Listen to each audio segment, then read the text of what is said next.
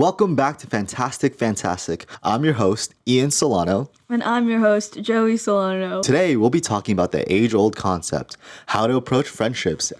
As you get older, cue the intro.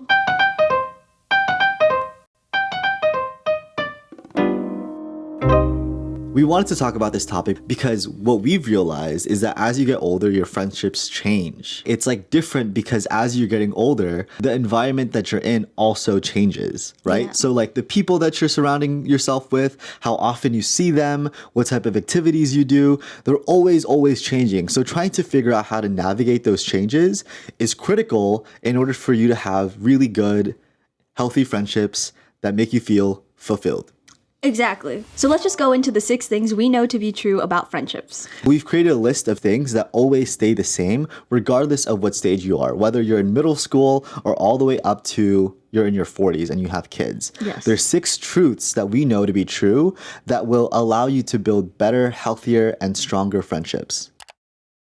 Hi everyone, this is Ian from the future, 2 hours after we finished recording this episode. Currently, Joey isn't here with me because she's with her friend doing Color Me Mine, but we just received an audio message from one of our friends who's in his 30s after we had asked him how his friendships evolve over time. We figured that this would be the best time to insert it in the podcast just to give it a little bit more depth before we get into the chunk of the episode. Anyway, I hope you enjoy his quick response. It's just going to be audio, so I'm just playing it right now and then we'll resume back to the episode. Good question. You know, I think I've thought about this one a lot in recent times, and the one big thing in seeing my friendships evolve is just there's been a lot of change. You know, I would say generally it's just it grows apart really quickly. You know, after graduation, my friendships evolved and in some cases like faded because we're just all walking different paths.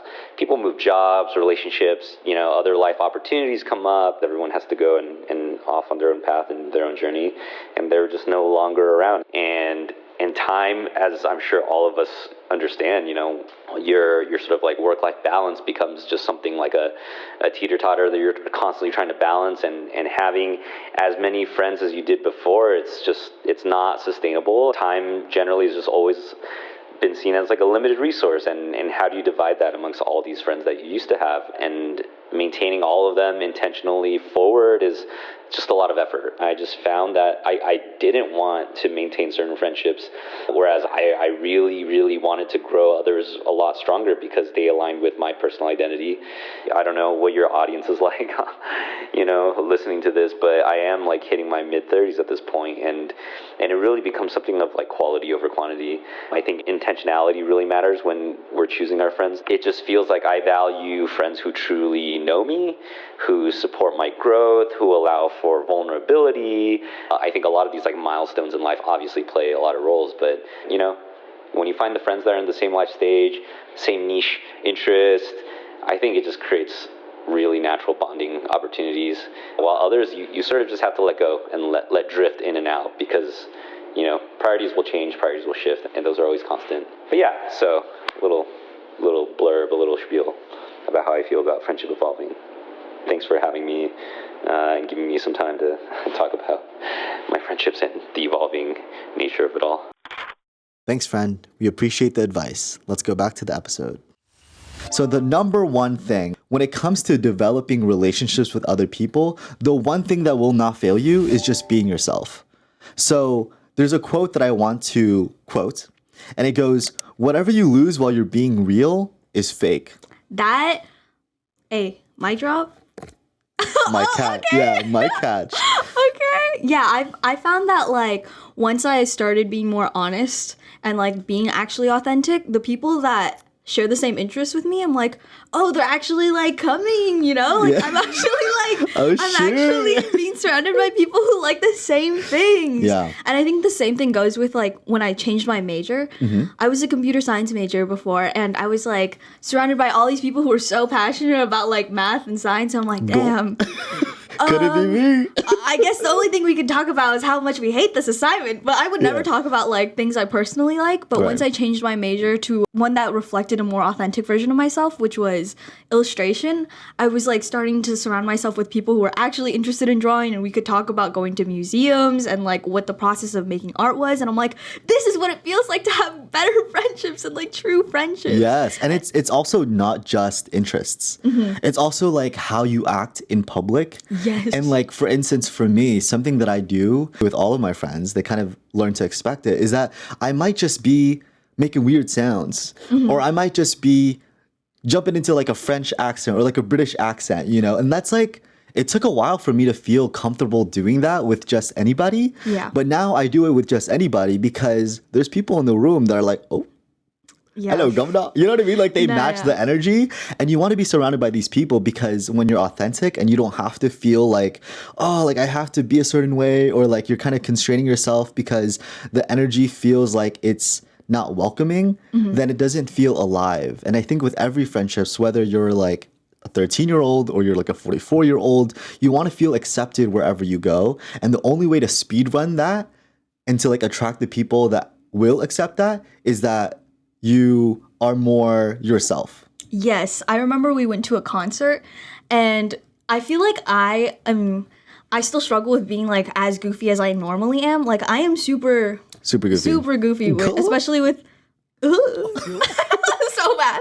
But I'm super goofy with Ian, so I'm really comfortable that way. But when we went to a concert together, I was like, I was gonna be my normal self, like my normal public self, which is just like regular. Yeah. But Ian was so goofy that I was like, okay, I'll be goofy too. But then we ended up meeting someone who was also just as goofy. So goofy. And like we had such a fun time, and I'm Yeah. like, wow, if I wasn't with Ian or if I wasn't as goofy, I feel like, I don't know, they would just be as polite. I think like you wouldn't have brought that out of them, Mm-hmm. right? Because you need to, someone needs to take the first step of being a little weird, right? And then being a little goofy, and then they'll show themselves, right? Yes. I remember, I don't know if we want to cut this out, but there was a story that you told me a long time ago Mm-hmm. where it was like you were talking to this girl and you like mentioned fanfics. Yeah. Or something.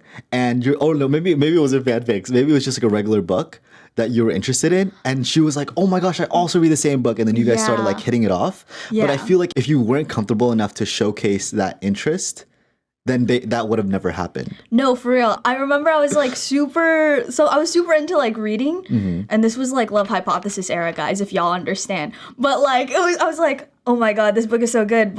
And I had this one friend that I was like, I don't know, I feel like we could align on this, but I'm not sure. And then I Yeah. dropped it, and then I think our friendship went from 0 to 100 real quick after that. Like we were like so open and we were so authentic with each other because we realized like, oh, I don't have to hide like being into sappy romances. Like it's okay, she gets it. So yeah, I think it's Yeah. one way to like accelerate the friendship, but also it just makes you more comfortable in general with like the friends you have. Yeah, and comfortable with yourself too, and that's like super important. An example that I have for this is that when I was in college, I was trying to find a friend group because I had transferred to USC. And I remember like, it's always the dream to have a friend group in college, I feel like. And I felt like the easiest way for me to do that was to join a club, but I couldn't find a club that particularly interested me specifically because I didn't want to join any like academic clubs or like consulting clubs or career oriented clubs. So I decided to join a League of Legends club because I play League of Legends. But I remember I was like, oh my gosh, this is such a fun way to like make new friends and join a group. But when I remember that when I was in the club, I was like, I cannot relate super hard to these gamers in the same way that they relate to each other. Like they were so online, and like that's not any judgment. It's just like that's how like all their chats were on Discord, like all of their talks were about like streamers, and I just couldn't relate. So it was hard for me to like be fully myself because a lot of times when I opened my mouth, everyone would be like, "What's that?" Or Yeah. like when they brought up a streamer, they're like, "Oh my god, like Lily Pichu." I'm like, "Who the Lily what?" Yeah, yeah. It's hard to be authentic and like get into the practice of that. But once you get really good at that, then you'll start drawing people in and they'll become friends, and then you'll feel more alive. Yes, yes. The second truth we wanted to hit was that friendships can and will come from unexpected places. There will be so many different parts of your life that you'll experience, and you have to be open to meeting different people in these different parts of life. You'll just have a bunch of unexpected friendships that Explain to me and to us where are you gonna find these friends? What do you mean unexpected? Okay, well, I'll do an example, a personal example. Is that okay? Yeah. Totally fine. Hey, it's our podcast. Hey, thanks for making space for me, bro. Yeah, okay. But one example is that I started last year working on campus, and You know, I used to think that like when people work, they'll usually make friends that are their age, but turns out all my coworkers are actually just all my professors. Yeah. And it would have been really lonely to like not have any friends, but as I started working for them, we kind of like built a friendship. And the thing that's really nice about that, one, it's really unexpected to make friends that are like 60 years old. But two, it's that like because they are artists, I got a new perspective of like what it's like to being a working artist, you know, not just having it as a hobby. And I think it's really, they're really inspiring to me. And they're always like teaching me new things about like what it's like to have art as a profession and how to actually do it. And I feel like I wouldn't have gotten that if I closed myself off and if I wasn't open to like making friends with them. Right. You know? We wanted to add this bullet into our list because when you're in like high school, college, typically the people that you're with are like one, the same age as you, they have the same major and interest as you. And so it's easy to think that when you graduate or when you're in college, that the people that you're going to vibe with are going to be the same people that you vibed with when you were in high school. Yeah. And that's largely not the case because friendships can come wherever, right? So an example for me is when I graduated, I didn't know how I was going to find friends because it's not like I can just join a club like in college and then make friends that way, or you know, talk to the person next to me in class because I wasn't in class. And what I found is that like a lot of my friends now are much older than I am. They're like in their 30s, some are in their 40s, and it's like, oh, like that's interesting because I would have never guessed that my friends were going to be in that age. Or some of my friends are like 23 and 24, right? Another example is that like one of the closest friends that I have now, I met them randomly when I was on this like solo date at the Getty Center. Right. I was just like writing poetry and reading, and I was just having like a day for myself. And this was like in my I'm going to have single dates era, you know what I mean? Personal growth and stuff. And I was just there, and I ended up talking to these two girls who one was visiting from Boston, but the other person lived here. And it was weird because like one, I would have never crossed paths with them ever, right? But the way that it started was I was just like complimenting them, or like the conversation just sparked of how nice they were being to this other family that was visiting the Getty Center here in LA. And from there, it was like a 4-hour conversation. We were just having a picnic, and now they go to like all of my parties, they go to all of my dinners, and we're really close friends. But you would have never expected that ever, you know? But like that's the beautiful thing about friendships is that literally it can come from anywhere. You just have to have like this open heart. You know what I'm saying? You just have to be open to it. And I think there's something beautiful about that. So it's like super important to emphasize that like really friends can come from anywhere because anybody can be kind. Yeah, and I think another point to make about this is that like you should also be willing to talk to new people or approach people first. Because like with your story and like my example, I feel like you have to make space in yourself to like, I don't know, have the courage to talk to someone first. Because I think most people are more closed off, or they do have that set idea of like who their friends will be. Yeah. But if you can show them like, hey, I can talk to you and we can have a good conversation, I feel like that's what opens up the friendship. Right. Yeah. And I think it's also like the whole thing about like being brave. Right? It's sometimes people are just shy to engage with other people, right? And so if you want to take charge of your life, you just have to be willing to say like, hey, hi, how y'all doing? You know what I mean? Yeah. So I think that's really important. Yeah, and one more thing I wanted to say is that like if you are a shy person and you do want to like, I would encourage you to approach someone, and if it doesn't work out, that's okay, because like that just like you said, like like it's whatever you lose while you're being real is fake. Right. You know, That's I'm a not really saying good that they're quote. fake, but like if it just doesn't match up, like your energies don't match up, then it's like, okay, I've experienced it. Now I know how it'll be like to approach someone again. Right, and it's never personal. It's usually never personal because it's like if you're not compatible with the person, you're not compatible. Like just stay true to yourself, and you'll find people who like will resonate with that. Number 3 is one of the worst things that you can do is emotionally isolate yourself. When it comes to friendships, you don't just want to have one friend. I think it's really nice to have like a best friend, but if I relied Joey solely on every single thing, like emotionally, like in our hangouts and everything, it would be super draining to Joey.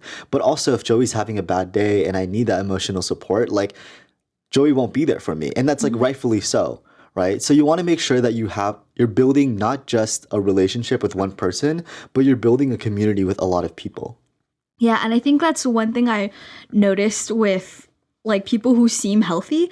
They don't just have like a small circle, or they have a small circle, but it's not a circle. It's a circle. It's not just one person. So maybe your best friend is like in a relationship and they're kind of emotionally distant from you.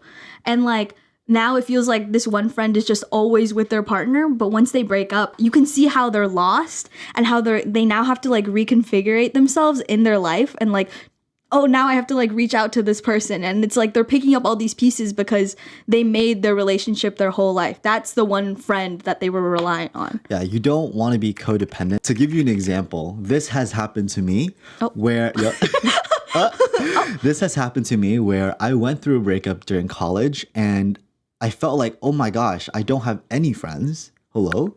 And I felt like I emotionally isolated myself because I had such a good relationship with this person, but I wasn't investing any time with my friends, right? Like I wasn't putting in time to like get lunch with them, to hang out with them, to do board game nights with them. It was just me and my partner, and then maybe I would text my friends for updates. But there was no nourishment of the relationships that I had with people who weren't my partner. And that's really tricky because as soon as I broke up with this person, I felt like I was looking at my community and I was like, what community? I didn't build a community while I was with this person because I always thought that this relationship would last. Not to say that like you shouldn't focus on your partner. You definitely should have priorities, right? Like if I were to think about my friends, Joie takes priority because she's my best friend, right? But that also means that like, because we're building a community together, then it's not so isolating and it's not so lonely if Joie is busy or if I'm busy. Joie has other people to rely on. And the same thing that you should do is that like, even if you're in a relationship or you have a best friend, you should be planting a lot of these different seeds. Not so much where it's like, it's hard to maintain all of them, but just enough that you can have strong relationships with each person. Yeah, and I think one important part to clarify is that you're not like planting seeds just in the event that like, oh, we're gonna have a friendship breakup and blah, blah, blah, blah. It's not like that. It's just like planting seeds is good, so like you are surrounded by multiple people and it's not isolating, you know. But I just wanted to clarify that it's not like, okay, I'm gonna plant this seed just so like in case something happens with my best friend. Yeah, it's not like that. It's not backup plans. It's just like community is really beautiful, and having like multiple friends and having them know each other too is like super important. To go a little bit off topic, something that I want to build this year is that like I don't want just my friends to be close to me. You know, I want them to be close with each other. And so when I'm throwing these parties, I'm hoping that they're not just hanging out with each other just because I'm there, but like eventually, but at the end of the year, they'll be hanging out with each other because now they have a good friendship just by themselves. Yeah, I've seen that happen and it's really beautiful. Yeah, it's super nice. So the fourth truth that we wanted to talk about is that there is no friendship without compromise. You know, whether it's like time, distance, you know, all these other factors, because, you know, your life changes, you have different circumstances.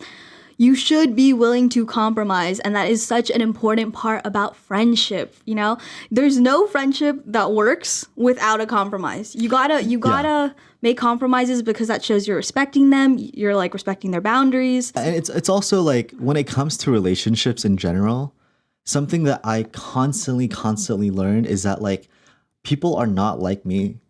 In the sense of like everyone is their own unique person with their own unique values and priorities.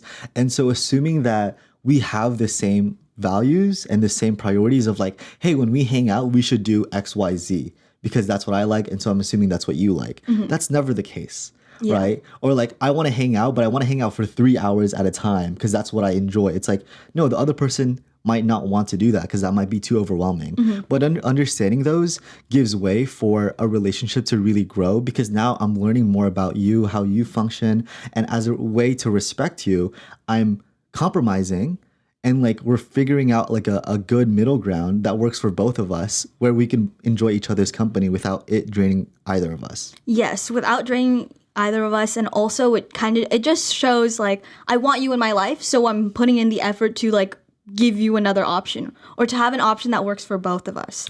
So one example for me is that one of my dear friends is off in another college. She's like lives pretty far away. She lives really far and we have like very different schedules. She's a like raging night owl. She is always up at 4 a.m. She's always up at 4 a.m. But I am like what is it? A morning star. A morning star, an early bird. Yeah. And so we like never match up on the times of like when we're on our phone. So we can never like pick up the phone and call each other. Like Yeah. we're always busy.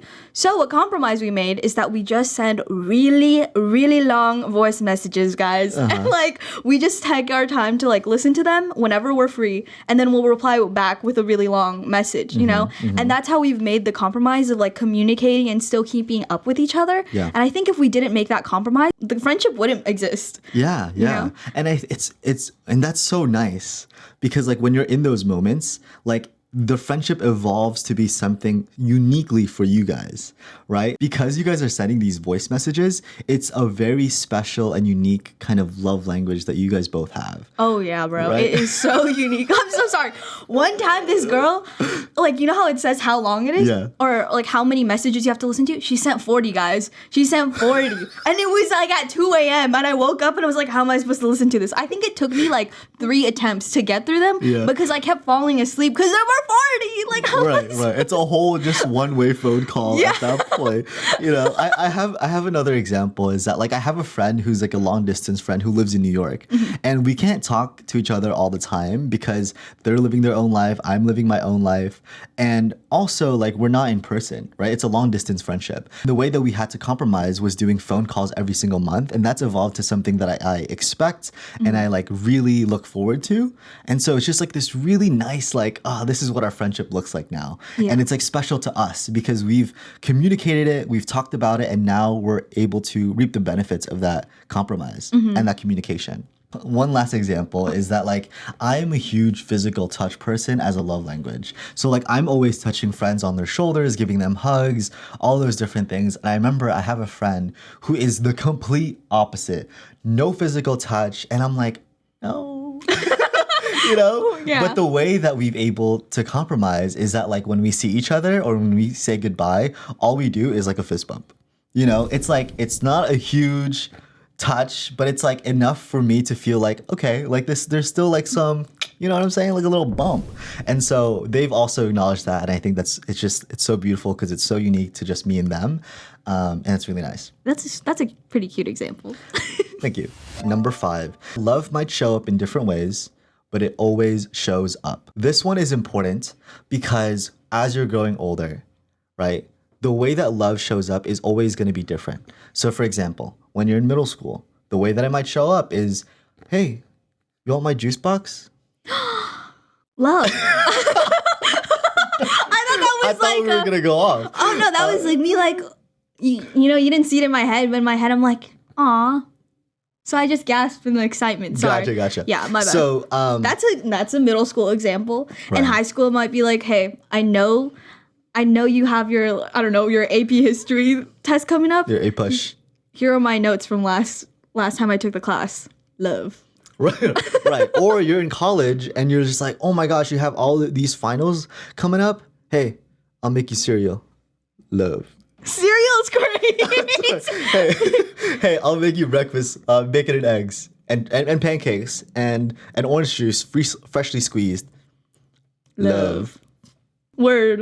And then also now it just might be like, hey, want to hang out, catch up? Like, you know, it takes on different forms. Yeah. But the reason why I included this is that it's important because love will always show up. The people that want you in their life will show you in the ways that matter to you at that moment. And I think it'll just vary over time.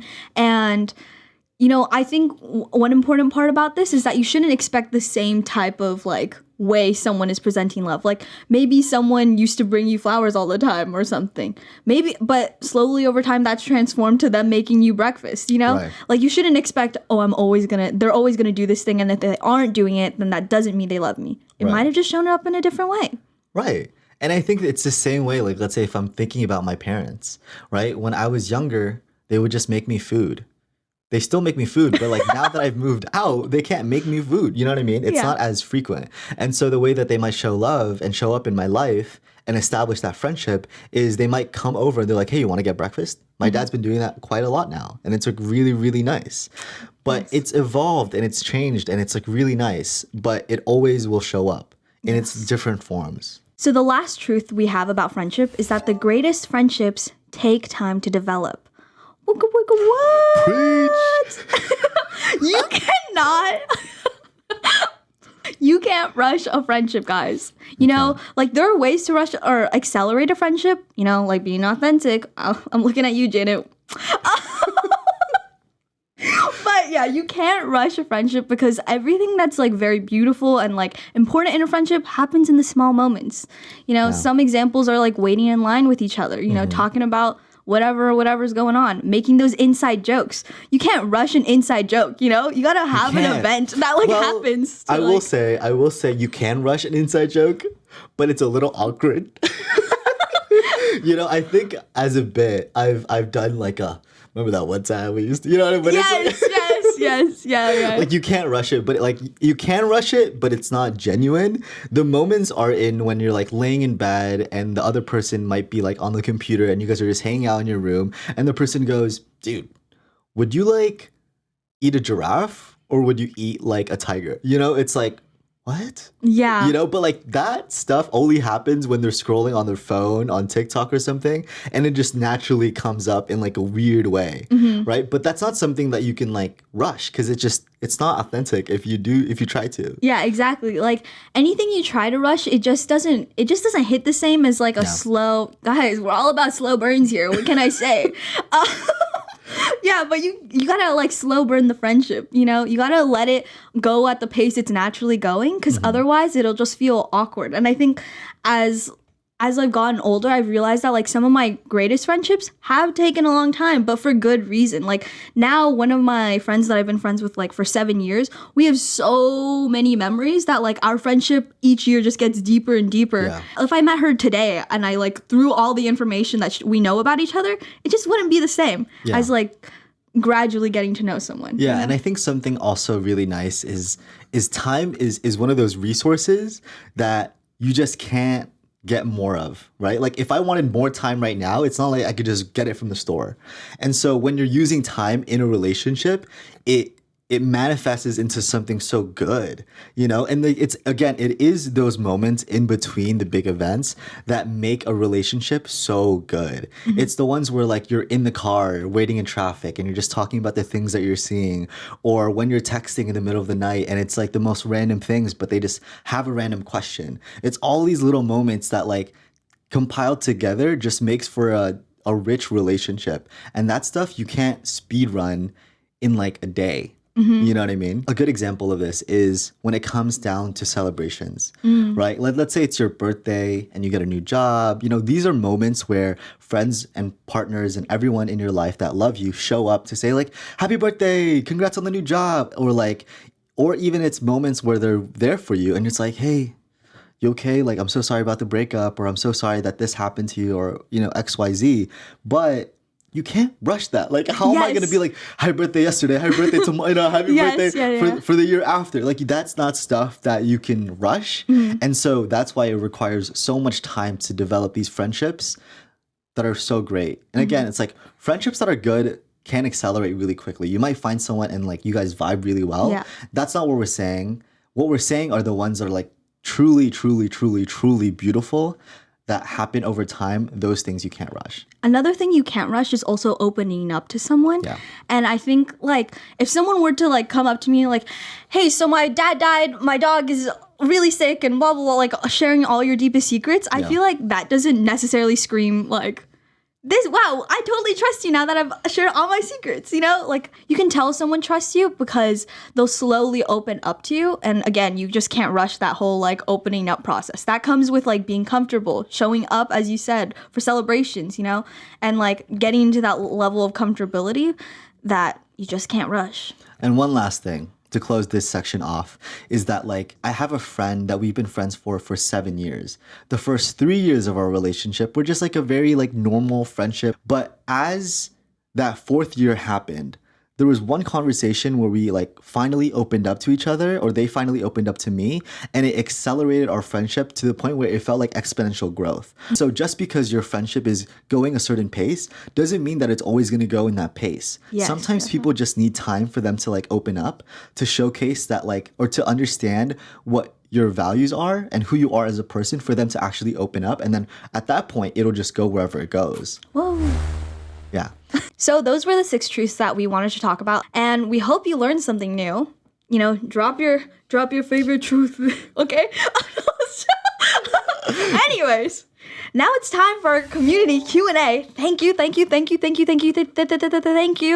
for dropping a question, guys. I actually really appreciate it. When Yeah, we got the comments, we were like both blushing. We're like, no. Yeah, and we got some of the nicest comments of people being like, oh my gosh, like, this was so helpful. I was like, oh my god. Guys, we literally like floated. We really floated. Like, I know that there's only about 300 people that viewed episode 1, I think it was, that we published.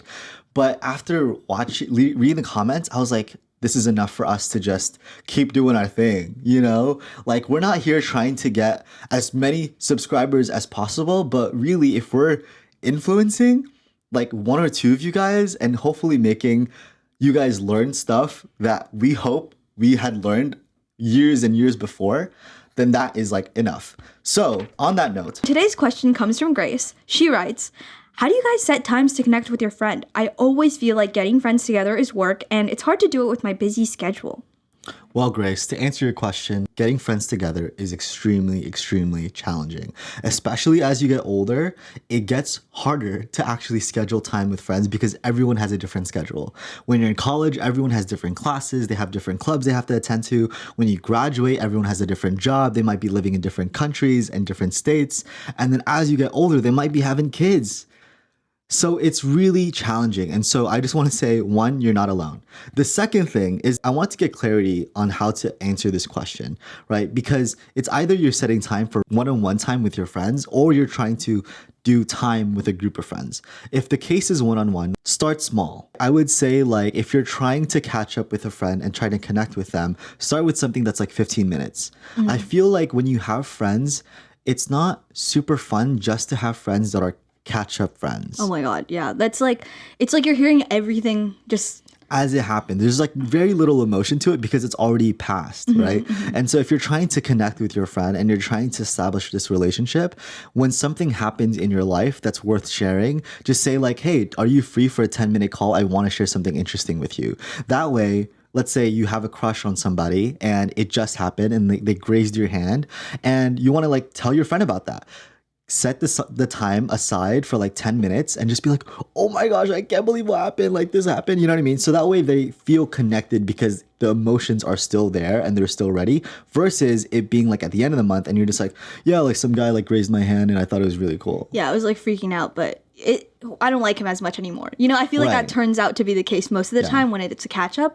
And if they can't call or they're not available, hey, voice messages are your friend. That's literally one of the greatest inventions in the world. But I think like when it comes to add on to like making time for one-on-one friendships, I also feel like you shouldn't expect a whole day with them. Right. I feel like when you're younger, it's easier to expect like, oh, we're gonna hang out like the whole night. We're gonna keep doing this and this and this. Yeah. I think realistically, you should just set a time to, if you can meet in person, maybe just an hour, and like just make that hour like the best hour possible.